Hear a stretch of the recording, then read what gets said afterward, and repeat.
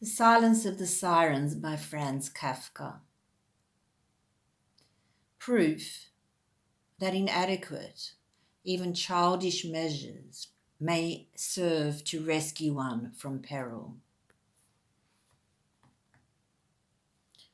To protect himself from the sirens, Ulysses stopped his ears with wax and had himself bound to the mast of his ship. Naturally, any and every traveller before him could have done the same, except those whom the sirens allured even from a great distance. But it was known to all the world that such things were of no help whatever. The song of the sirens could pierce through everything, and the longing of those they seduced would have broken far stronger bonds than chains and masts.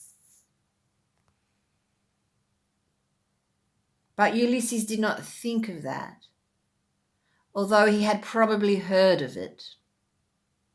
He trusted absolutely to his handful of wax and his fathom of chain, and an innocent elation over his little stratagem sailed out to meet the sirens.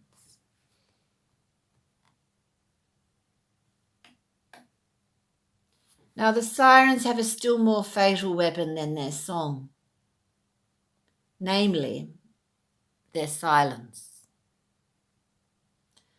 And though admittedly such a thing has never happened, still it is conceivable that someone might possibly have escaped from their singing. But from their silence, certainly never. Against the feeling of having triumphed over them by one's own strength, the consequent exultation that bears down everything before it, no earthly power can resist. And when Ulysses approached them, the potent songstresses actually did not sing.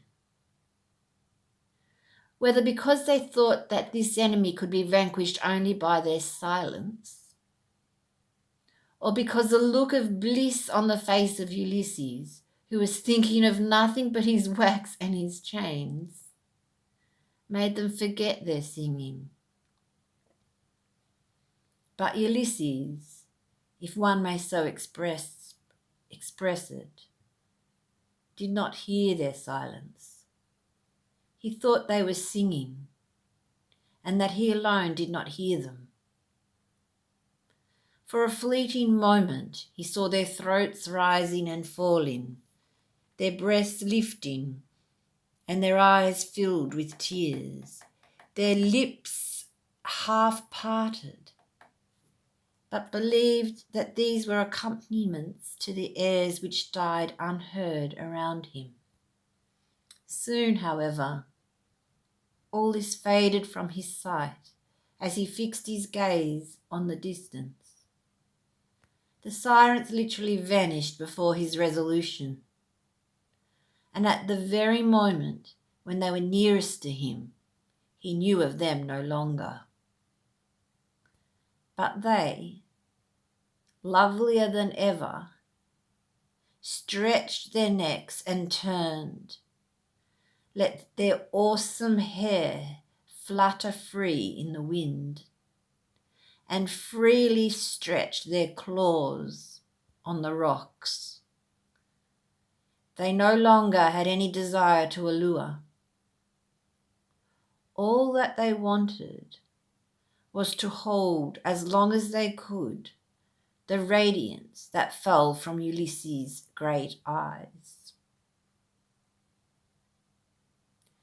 If the sirens had possessed consciousness, they would have been annihilated at that moment. But they remained as they had been. All that had happened was that Ulysses had escaped them. A codicil to the foregoing has been handed down. Ulysses, it is said, was so full of guile, was such a fox, that not even the goddess of fate could pierce his armour. Perhaps he had really noticed, although here the human understanding is beyond its depths, that the sirens were silent and held up to them and to the gods the aforementioned pretense, merely as a sort of shield.